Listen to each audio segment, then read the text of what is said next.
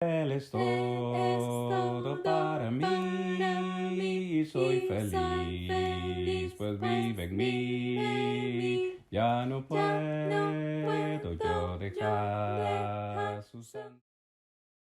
Señor les bendiga a todos grandemente, los que nos están acompañando en esta noche y a todos los que nos han acompañado ya en esta serie. Es increíble, hermanos, que estamos ya en el penúltimo, si no me equivoco, hermanos. Hoy estamos 22, sí, todavía nos queda un miércoles más.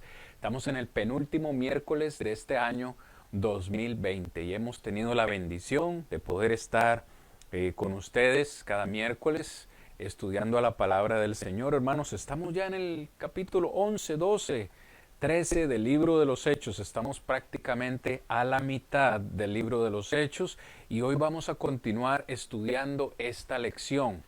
Una gran congregación de su gloriosa iglesia. Estamos hablando de la iglesia de Antioquía. ¿Cómo nació la iglesia de Antioquía? Hermanos, sabemos que la iglesia del Señor inicialmente nació en Jerusalén el día de Pentecostés. Eso ya lo vimos en Hechos capítulo 2.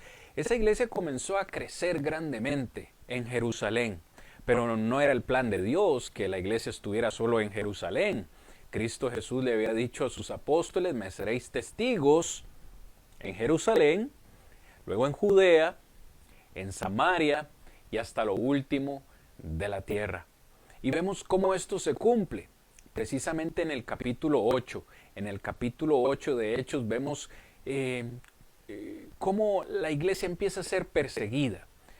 La iglesia comienza a experimentar persecución por causa de la predicación de Esteban, un hombre que se llamaba Saulo de Tarso. Fue el principal promotor de la persecución contra la iglesia, y a la iglesia no le quedó otro motivo o otra salida que comenzar a esparcirse, comenzar a salir de Jerusalén. Y usted ve en Hechos capítulo 8 que la iglesia comienza a esparcirse por Judea y precisamente por Samaria. Obviamente, los que somos de fe entendemos, hermanos, que este fue el propósito de Dios, de que la iglesia se esparciera. No era o no estaba en la mentalidad de Dios que la iglesia se quedara solamente ahí presente en Jerusalén, sino que la iglesia tenía que llegar a otros lugares. De hecho, cuando nosotros, y esto es un repaso, hermanitos, de hecho, cuando nosotros vamos a Hechos, capítulo 11, versículo 19, dice que por motivo de esa persecución y la iglesia, como comenzó a esparcirse, dice, comenzaron a llegar hasta Fenicia, hasta Chipre y Antioquía, no hablando la palabra a nadie, sino solamente a judíos. Sin embargo, como vimos la semana pasada, hubieron unos hombres específicamente de Chipre y de Cirene que decidieron no hablar solo la palabra a judíos, sino que ellos dijeron en su mente: es necesario hablar la palabra del Señor también a los gentiles.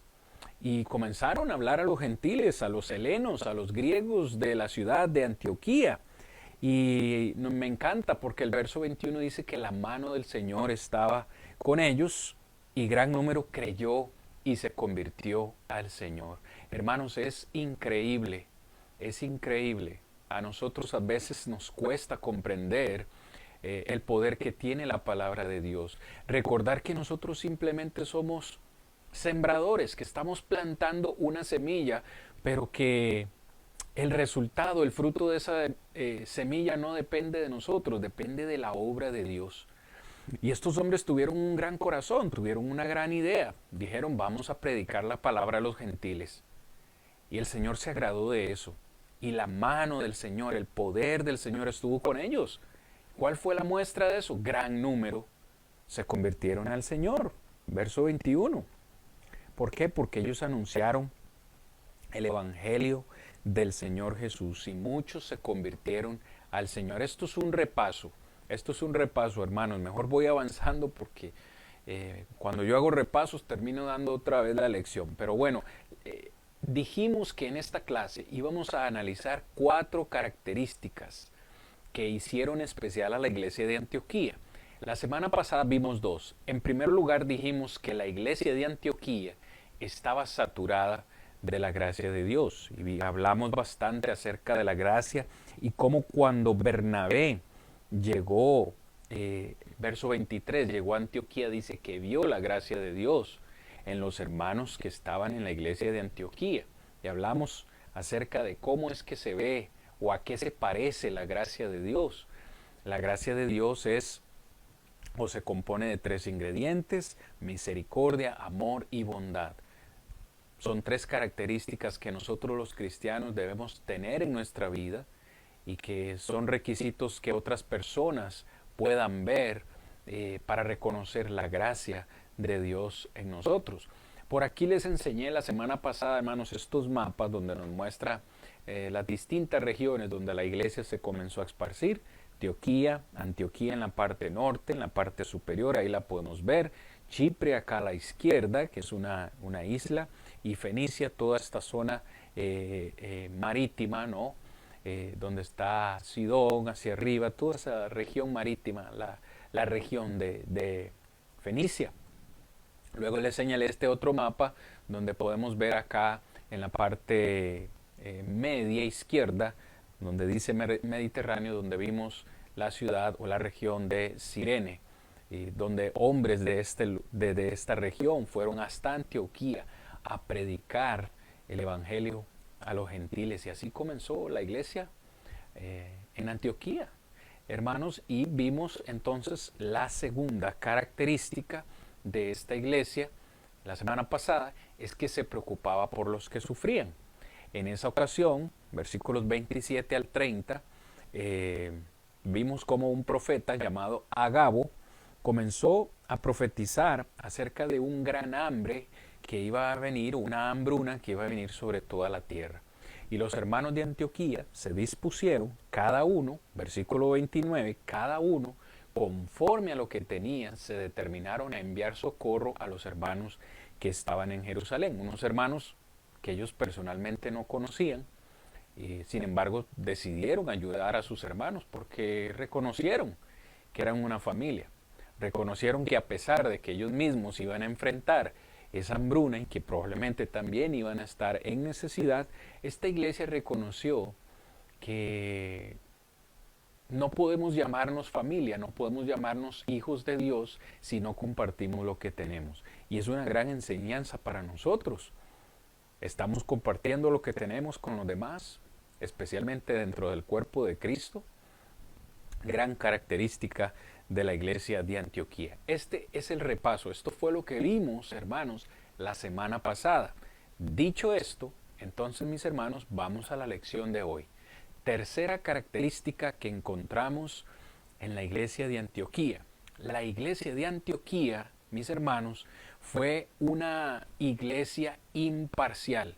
Vamos a hacer una pausa, vamos a, por un momento, a saltarnos el capítulo 12, por un momento nada más, porque parece que hay como un sándwich aquí, ¿no? El capítulo 12 parece que corta, el escritor Lucas corta el hilo que traía con la iglesia de Antioquía para hablarnos acerca del apóstol Pedro. Pero como dije, dejemos un momento el capítulo 12 y leamos el capítulo 13, versículos 1 al 3. Versículos 1 al 3. Dice la palabra del Señor: había entonces en la iglesia de Antioquía, la iglesia que estaba en Antioquía, tenía profetas, y dice, y maestros.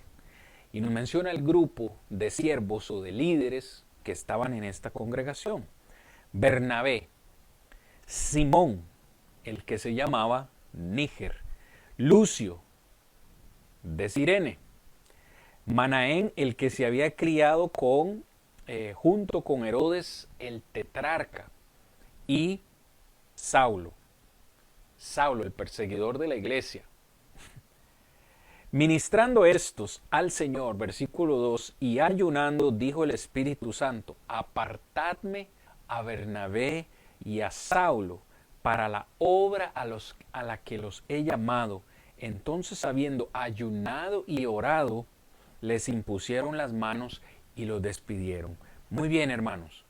¿Qué podemos ver o qué podemos encontrar en estos 3 versículos?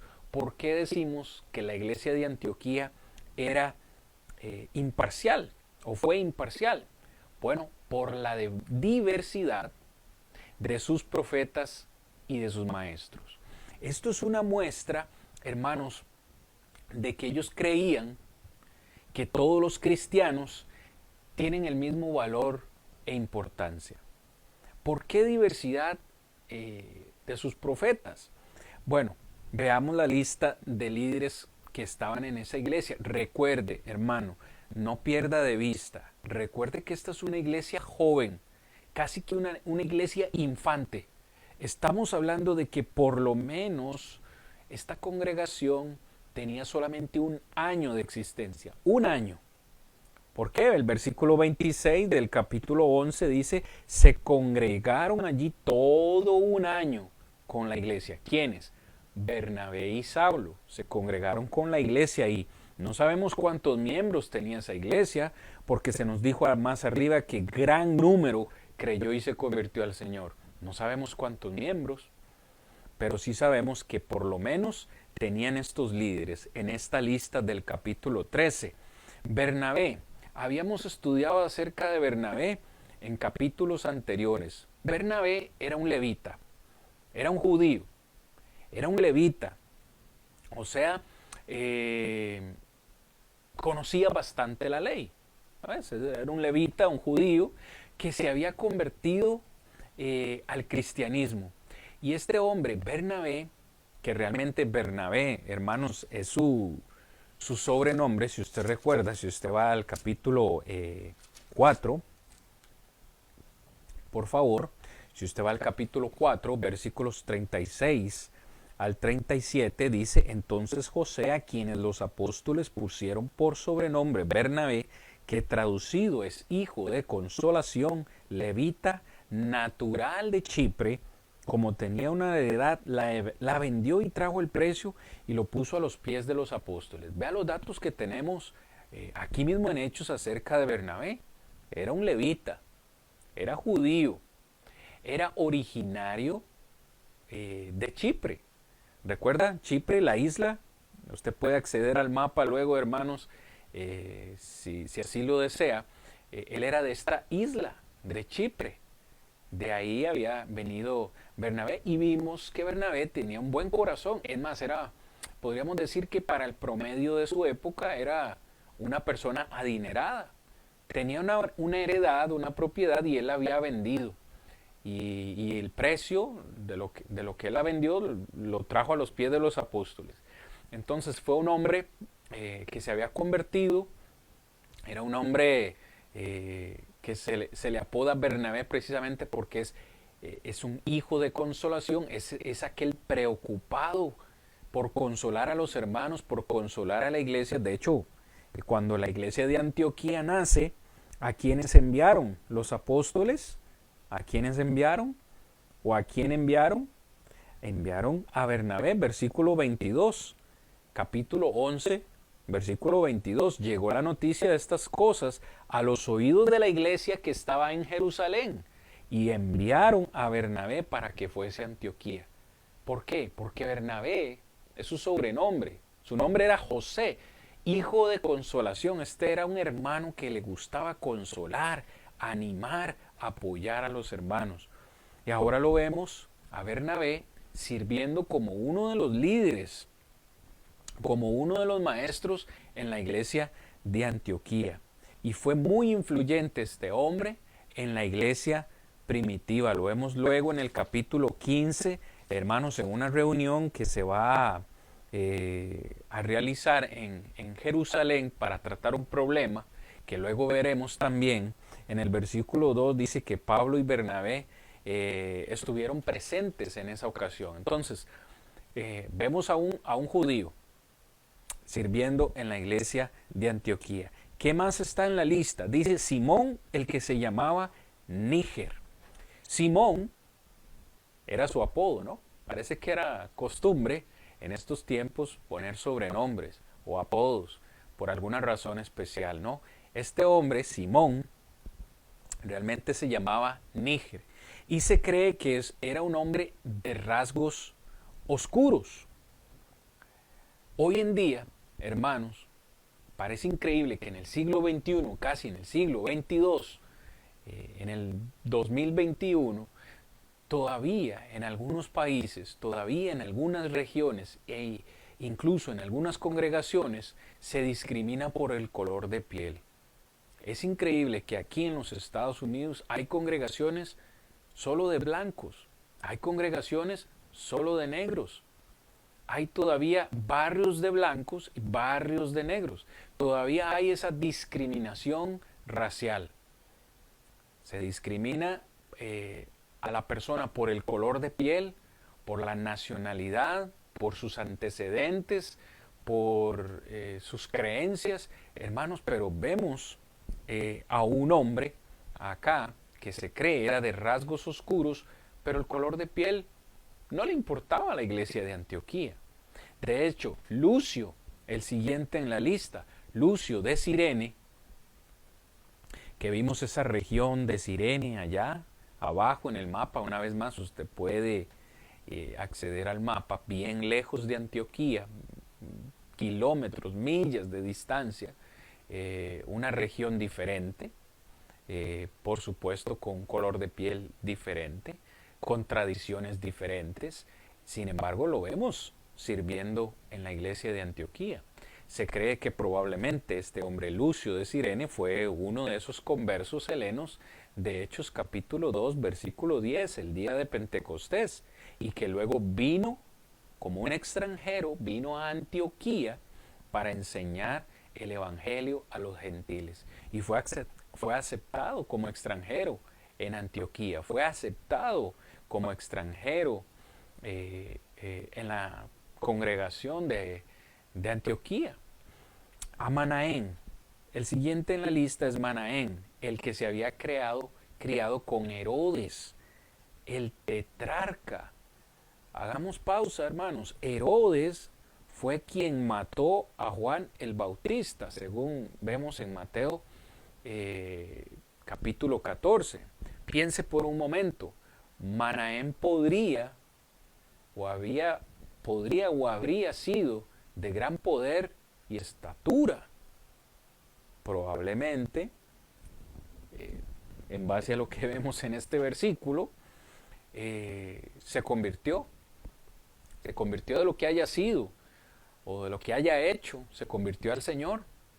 Y cierto o no, hermanos, que en mi país tenemos un dicho, o por lo menos yo he escuchado este dicho: dime con quién andas y te diré quién eres, ¿no? O dime con quién has estado o quiénes son tus amigos y yo te diré quién eres. Y es difícil cuando usted ha tenido un pasado complicado, un pasado conflictivo, es difícil que la gente crea ahora en usted, ¿no? Este hombre, Manaén, se había criado con Herodes, el tetrarca, este hombre malvado. Alguien pudo haber dicho: no, ese tiene que ser igual.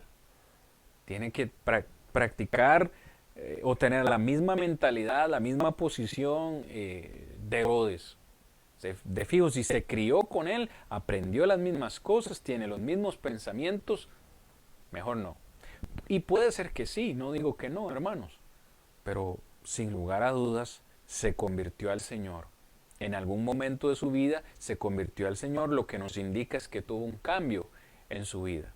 Y la iglesia de Antioquía reconoció esto y le dio la oportunidad a este hombre, Manaén, de servir como uno de los líderes en su iglesia.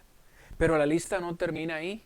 Saulo de Tarso, el perseguidor de la iglesia. Saulo, el que mataba cristianos, el que los encarcelaba, el que los metía presos. Sí, ese mismo que estaba a los pies de Esteban. Al final del capítulo 7 de Hechos dice: Saulo consentía en su muerte. Saulo, estuvo ahí el día que apedrearon a Esteban y él estuvo de acuerdo con eso. Imagínense el currículum, imagínense el pasado de este hombre Saulo. Por eso en muchas de sus cartas, y especialmente en Timoteo, dice, yo soy el primero de los pecadores, pero Dios ha mostrado su gracia en mí, para que otros digan, si Dios pudo perdonar a Saulo, ¿cómo no va a perdonar a cualquiera? No hay pecado tan grande que Dios no pueda perdonar. Sin embargo, mis hermanos, a nosotros a veces nos cuesta perdonar el daño que otros nos han hecho, ¿cierto? La iglesia en Antioquía no tenía esa mentalidad. Yo pregunto, ¿hubiéramos recibido nosotros a Saulo de Tarso en nuestra congregación sabiendo sus antecedentes? ¿O lo pongo en una situación incluso más extrema? ¿Recibiría usted a alguien en su congregación sabiendo que ese alguien fue un asesino? ¿Que ese alguien mató a alguien más? Pregunta interesante. ¿Y que ese alguien ya se convirtió al Señor? ¿O seguiríamos pensando, si este hombre mató a alguien, probablemente sigue con esa misma tendencia? Qué miedo recibir a alguien así en la iglesia. O diríamos, ese alguien no es digno de estar en nuestro liderazgo porque fue un asesino, porque hizo esto, porque hizo aquello. ¿Sí me entienden, mis amados hermanos, cuál es el punto de este servidor en esta noche?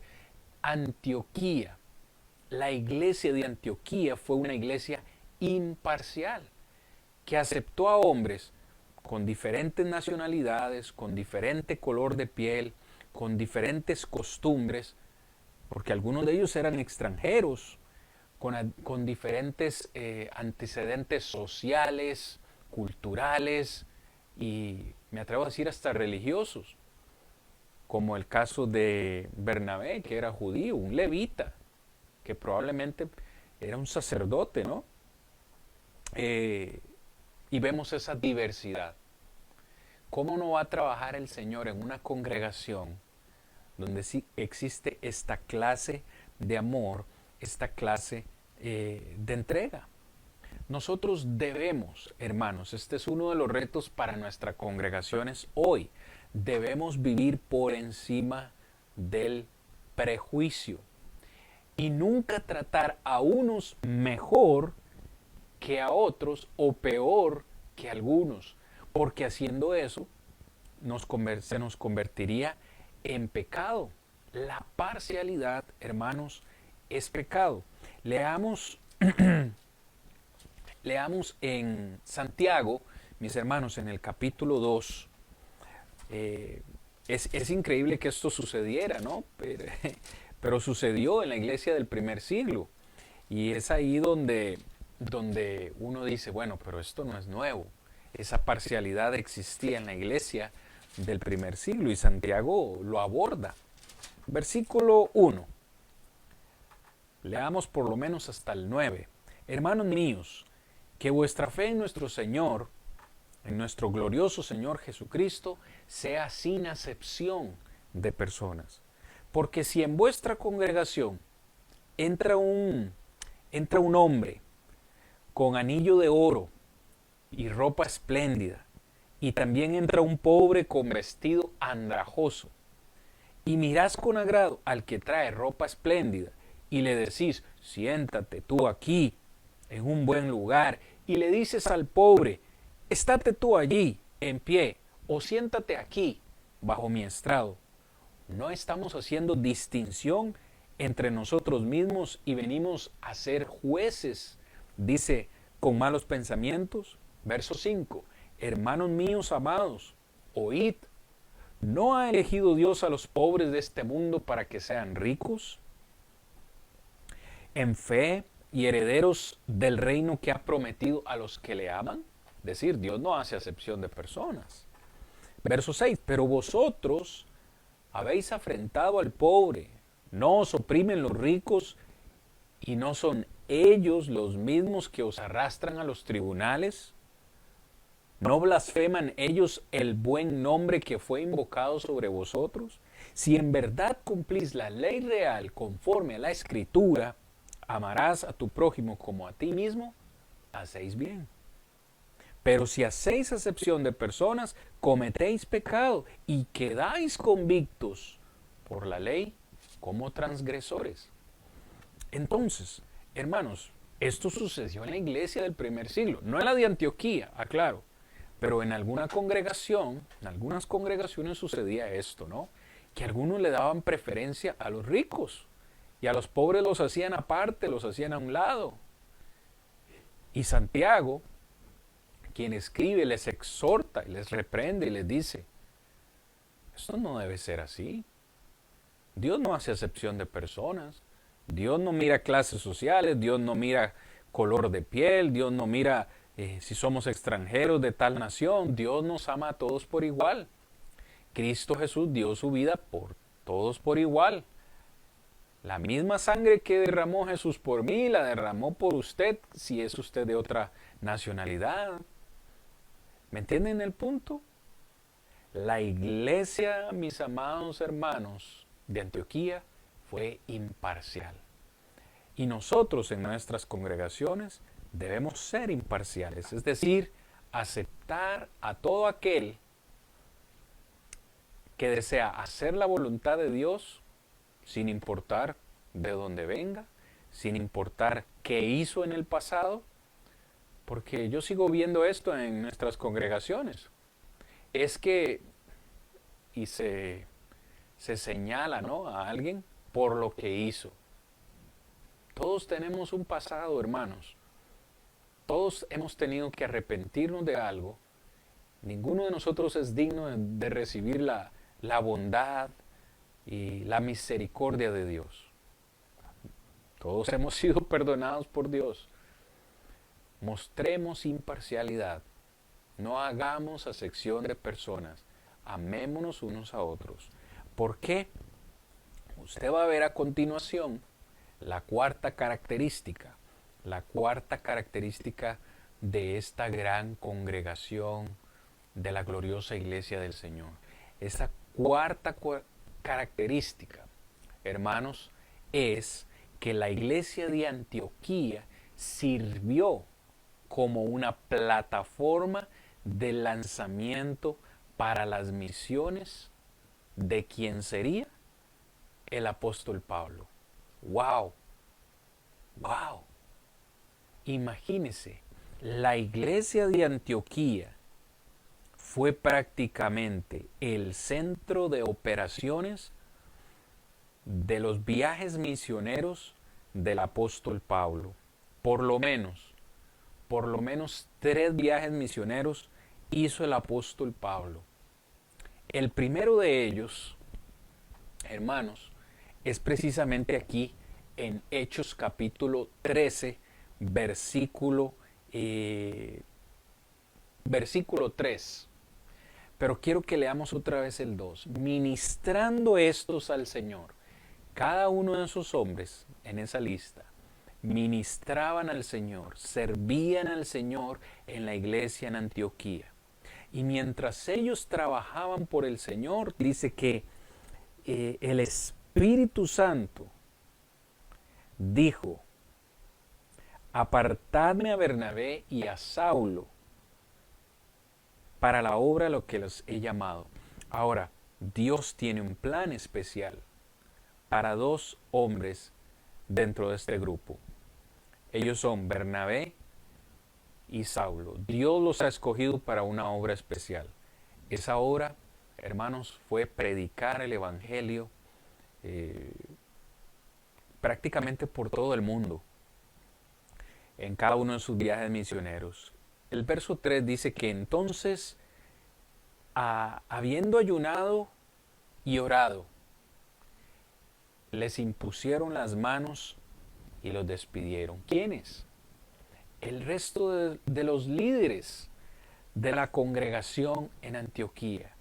Oraron y ayunaron para preparar a estos hombres, terminar de preparar a estos hombres para la obra o el ministerio que ahora Dios les ha dado. Finalmente les imponen las manos como un símbolo de autoridad para que vayan a hacer la obra del Señor. El primer viaje de Pablo, entonces, que seguirá en nuestra siguiente lección, hermanos. No No debemos comer ansias. Yo como ansias, seguro que usted también. Vamos a ver cada uno de esos viajes misioneros de Pablo. Me gusta llamarlo Pablo porque ya no será Saulo de Tarso, será Pablo.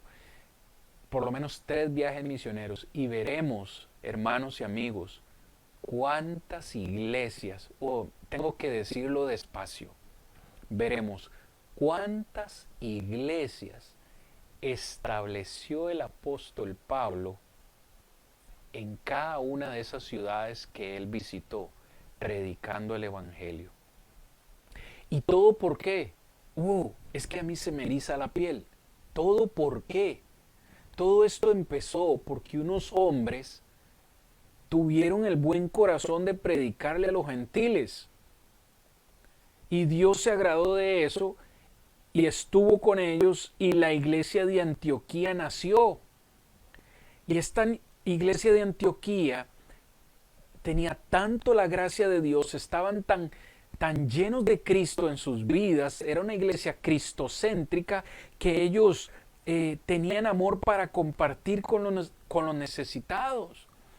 Una iglesia tan cristocéntrica que fue imparcial y aceptó a sus líderes sin importar de dónde venían o lo que eran o lo que hayan sido.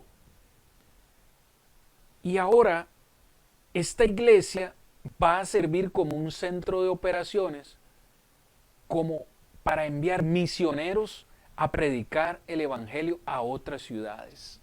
A mí se me eriza la piel cuando leo estas cosas, hermano. ¿Para qué tendrá Dios nuestra congregación? A veces me pregunto eso. La congregación a la que yo pertenezco, Dios tiene planes para mi congregación. Dios tiene planes para mí. ¿Se ha preguntado usted, mi hermano, cuál es el plan de Dios para usted en su congregación? Dice que mientras estos hombres estaban ministrando, Dios los escogió y los apartó para ir a predicar a otro lugar. ¿Estaría usted dispuesto a hacer esto? A dejar su comodidad, su familia, su vida, su trabajo por servir al Señor. Esto es lo más loable que yo puedo ver en la palabra del Señor. Pero no solo su primer viaje, algunos consideran que también el segundo, pero sin lugar a dudas, el tercer viaje misionero de Pablo, que lo vemos desde el capítulo 18, verso 22 en adelante, cada uno de esos viajes, Pablo salió de la iglesia de Antioquía. En su primer viaje, él sale de Antioquía, como lo vamos a ver en Hechos 13, 4.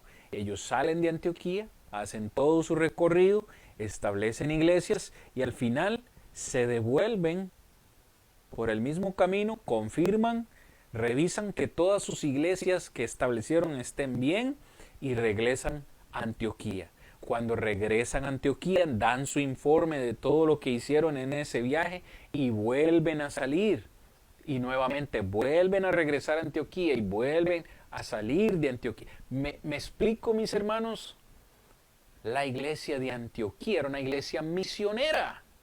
La base de operaciones que soportó, ayudó al apóstol Pablo y a sus compañeros a enviarlos a la predicación del evangelio.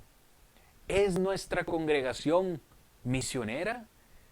¿Es nuestra congregación misionera, al menos en la comunidad en donde estamos?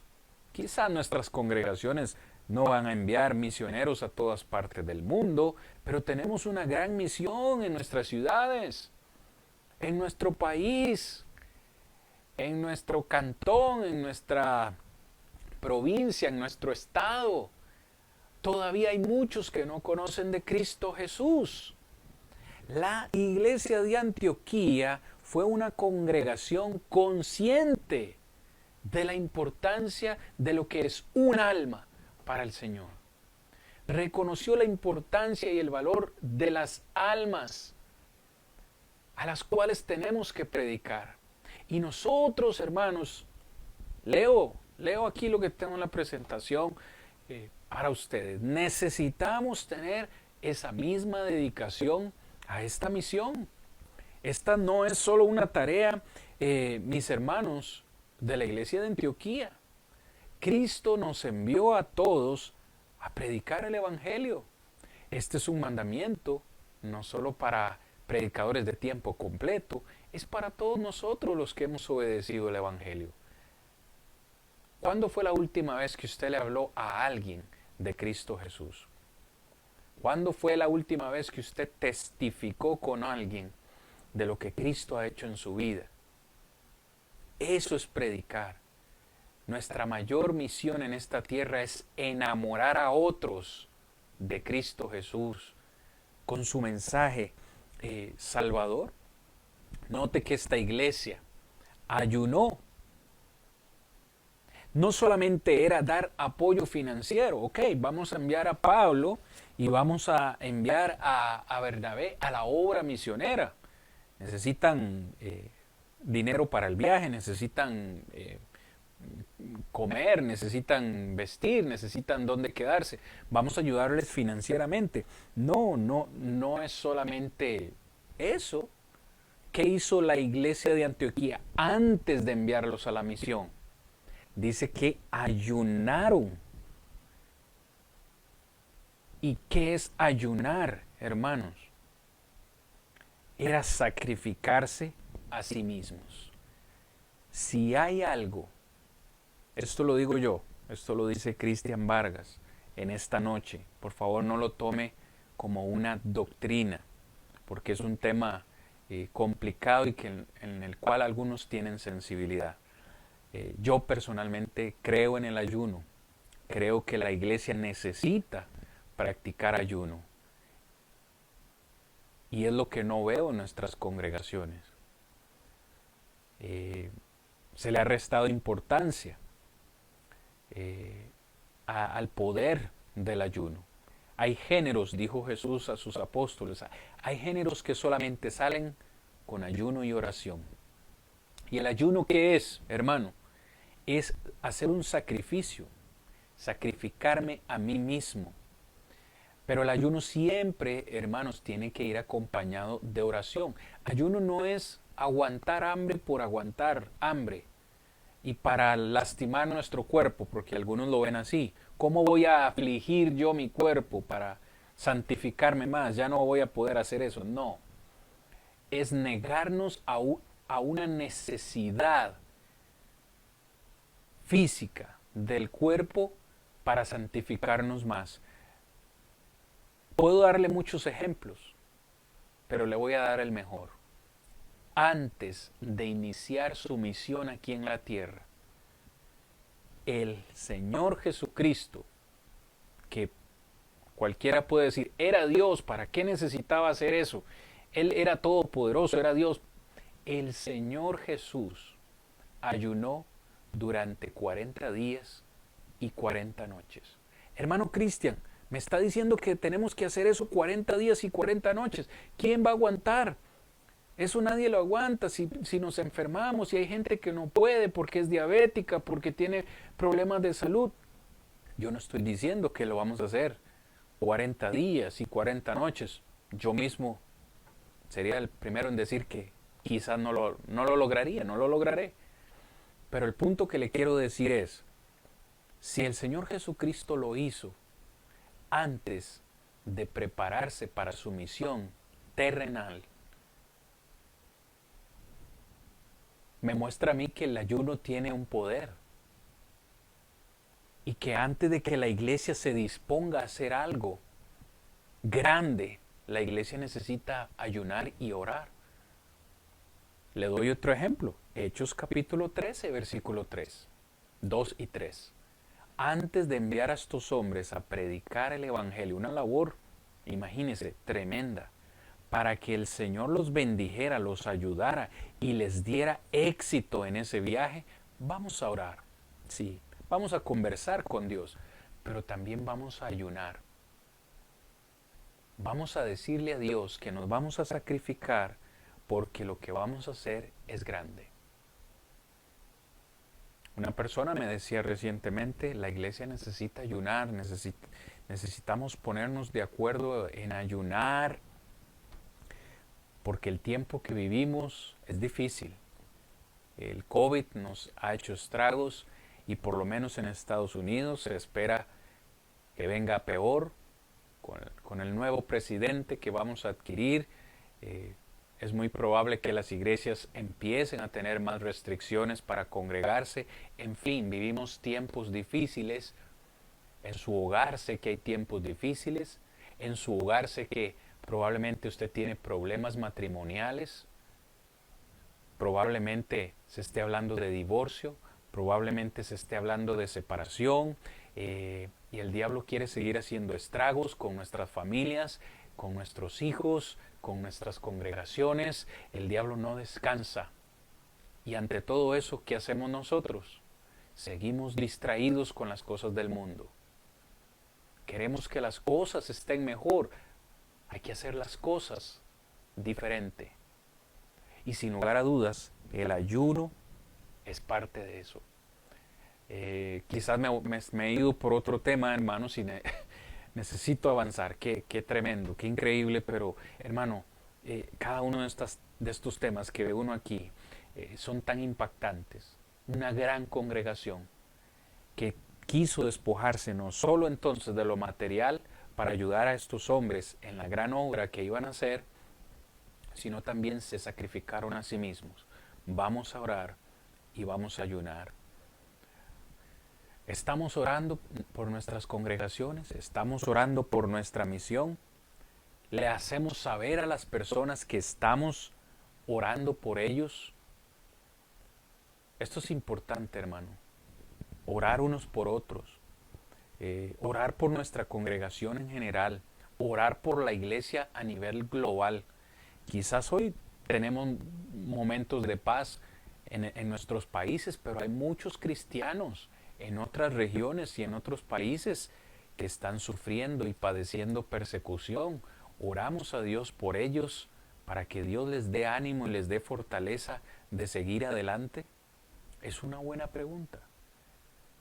Esta iglesia de Antioquía oró, ayunó, pero también dice que les impusieron las manos, que fue un voto, o era prácticamente un voto de confianza, un voto de aliento, un voto de seguridad.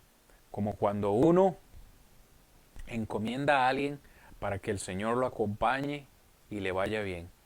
Cuando uno le abraza a alguien como muestra de que el Señor lo acompañe, que el Señor esté contigo. Ellos imponían las manos y les daban a ellos esa señal de voto. Y les dejo dos textos en la presentación que sirven como ejemplo de lo que estoy diciendo.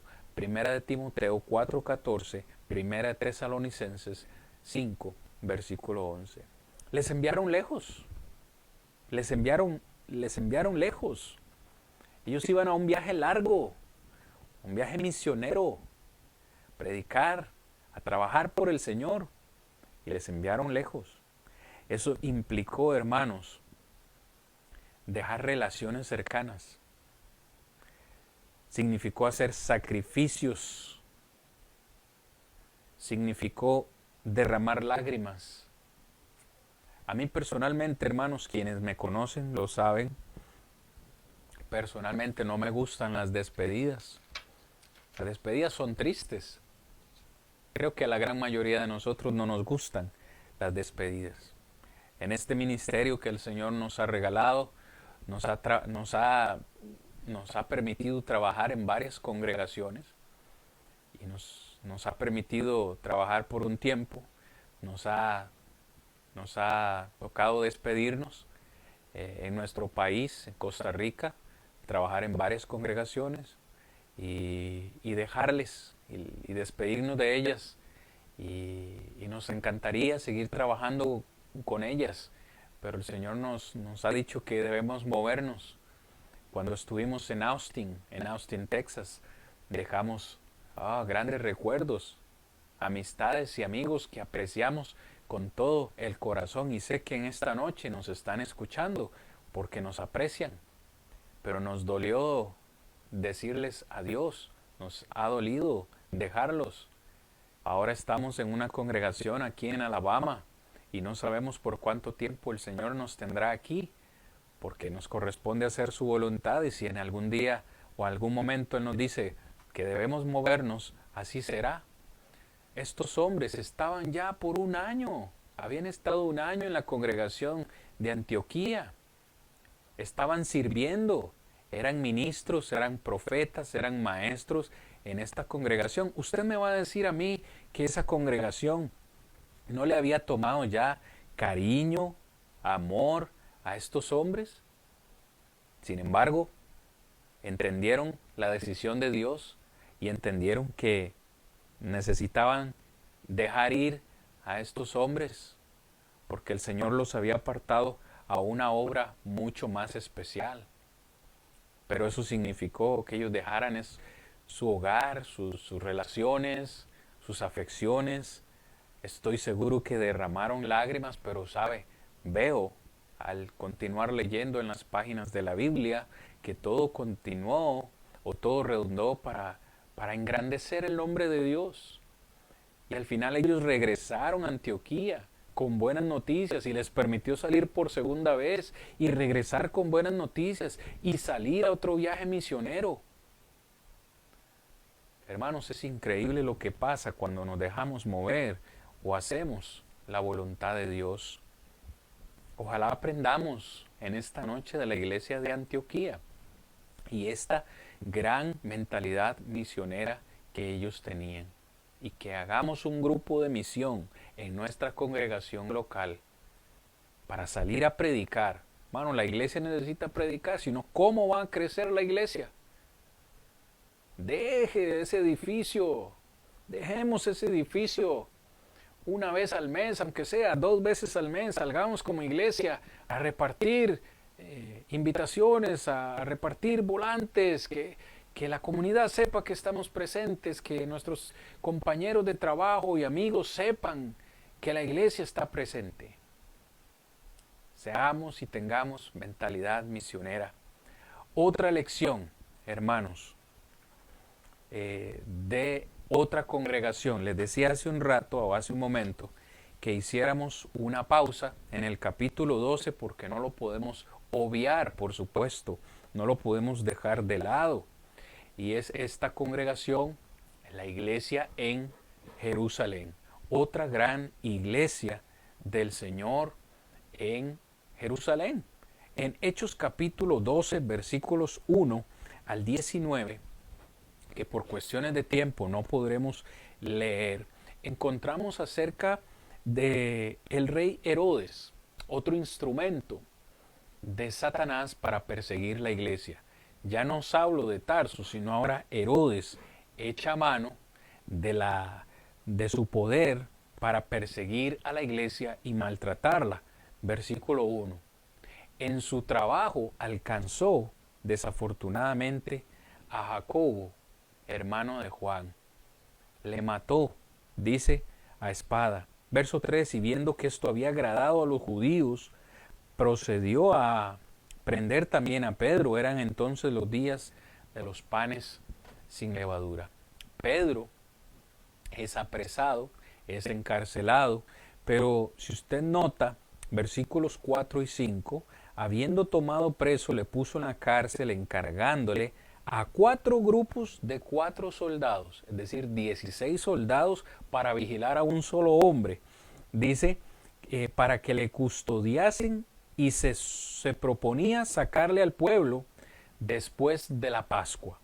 Es decir, después de la fiesta de los panes sin levadura de la Pascua, le iba a asesinar.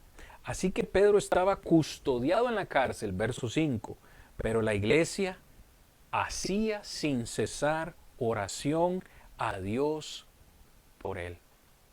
La iglesia de Jerusalén oró por Pedro. En una situación tan difícil, con un hombre tan poderoso como Herodes, custodiado en una cárcel, con barrotes, con 4 soldados, con 4 grupos de 4 soldados, más bien 16 soldados, no hay nada que hacer, ¿cierto? Humanamente no hay nada que hacer. Yo pensaría que humanamente no hay nada que hacer y que Pedro está destinado a la muerte. La iglesia de Jerusalén no pensó eso. E hizo lo único y lo mejor que podía hacer. Hizo lo que usted y yo, Iglesia del Señor, necesitamos hacer hoy, pero que muy poco hacemos a nivel grupal. Y es orar.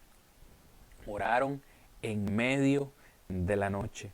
Verso 6, y cuando Herodes le iba a sacar aquella misma noche, estaba Pedro durmiendo entre dos soldados sujetos con dos cadenas, mis hermanos, subraye por favor, y los guardas delante de la puerta custodiaban la cárcel. Eso era impenetrable. El Pentágono no es nada, la Casa Blanca no es nada comparado con eso, con esa clase de seguridad. Verso 7, y aquí se presentó un ángel del Señor, y una luz resplandeció en la cárcel, y tocando a Pedro en el costado, le despertó diciendo, levántate pronto. Las cadenas se le cayeron de las manos.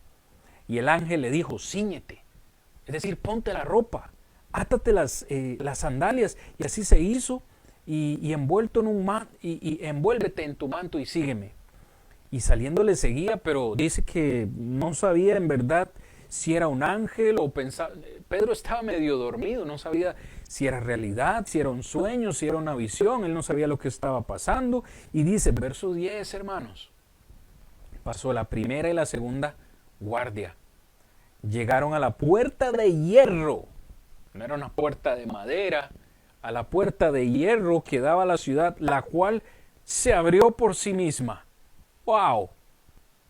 ¡Wow! Sí, hermanos, ya sé, tengo una hora, ya cumplimos una hora de estar en esta clase y yo debería ya estar terminando, pero ¿cómo obviar esto? ¿Cómo decirles detengámonos aquí? Una puerta de hierro impenetrable se abrió por sí sola, se abrió por sí misma, y salidos, dice, pasaron a la calle, y luego el ángel se apartó de él. Pedro, volviendo en sí, es decir, se despertó, verso 11, dice, ahora entiendo verdaderamente que el Señor ha enviado su ángel y me ha librado de mano de Herodes y todo lo que el pueblo de los judíos esperaba, su muerte. Dios ha librado a Pedro de la muerte. ¿Por qué? Porque la iglesia oró fervientemente, diligentemente, con intensidad. La iglesia oró junta. Imagínense cuántos miembros hasta este momento tenía la iglesia de Jerusalén, y oraron juntos. Versículo 12, habiendo considerado esto, llegó a la casa de María, la madre de Juan, que tenía por sobrenombre Marcos, donde muchos estaban reunidos orando. La iglesia ni siquiera se estaba dando cuenta que mientras ellos oraban, el Señor también estaba trabajando. Nosotros hoy, hermanos, oramos por muchas cosas y pensamos que Dios no está haciendo nada. No, mientras nosotros estamos orando, el Señor está haciendo su trabajo. El resultado vendrá a la hora indicada, en el momento indicado. Pero iglesia del Señor, necesitamos orar con confianza, con fe. Que nuestras oraciones sean llenas de fe y de confianza de que el Señor hará. El verso 13, cuando llamó Pedro a la puerta del patio, salió a escuchar una muchacha llamada Rode, la cual, cuando reconoció la voz de Pedro, de gozo, no abrió la puerta, sino que corriendo entró y dio la nueva de que Pedro estaba a la puerta. Verso 15, ellos le dijeron, estás loca, pero ella aseguraba que sí era. Entonces ellos decían, es un ángel. Mas Pedro persistía en llamar, y cuando le abrieron, le vieron y quedaron atónitos. Verso 17, pero él, haciéndoles con la mano señal de que callasen, no hagan bulla. El Señor me ha liberado, pero pueden venir a buscarme. Primero esta mujer no me abre, no, yo quiero entrar, esta mujer no me abre, ahora entro y ustedes hacen escándalo. Hagamos silencio, el Señor me ha rescatado, gracias por sus oraciones, pero dice, les contó cómo el Señor le había sacado de la cárcel.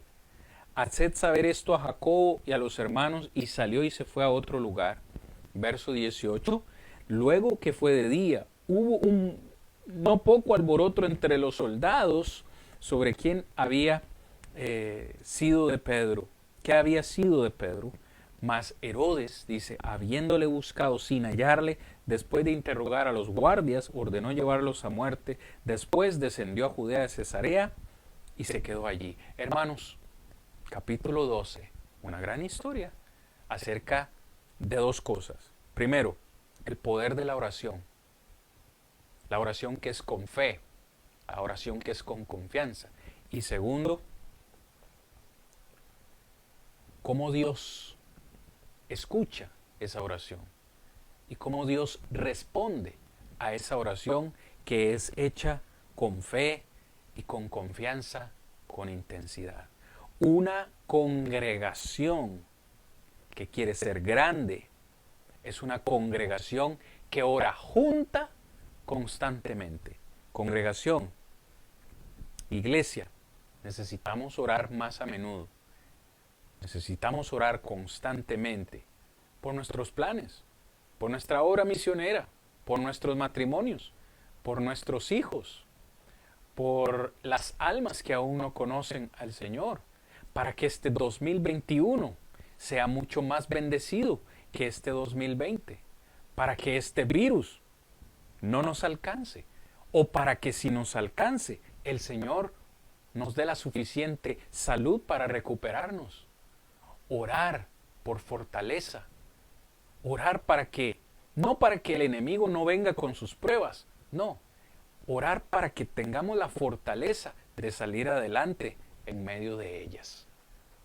Iglesia, iglesia del Señor, hoy en esta noche hemos aprendido de acerca de dos grandes congregaciones, la iglesia de Antioquía y la iglesia en Jerusalén, dos mega iglesias del primer siglo, y nosotros estamos llamados a ser como ellos. La palabra del Señor, hermanos, ha sido sembrada en esta noche. ¿Qué nos corresponde a nosotros?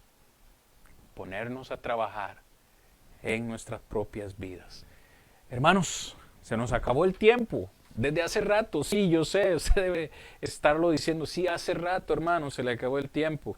Créame que yo lo sé, pero me encanta el libro de los Hechos y me encanta la palabra del Señor y me encanta ver estos grandes ejemplos que nos animan. Cómo el Señor rescató a Pedro de la muerte. ¿Cómo no nos va a rescatar a nosotros de las circunstancias adversas en las cuales pasamos? Sí, con fe, con disposición, le entregamos a Él todo nuestro ser. Hermanos, yo espero que hoy esta meditación le haya servido, le haya ayudado, le haya fortalecido, tanto como a mí, y que podamos seguir confiando Él en es el Señor. todo para mí y soy feliz, pues vive en mí. Ya no puedo yo dejar su santo.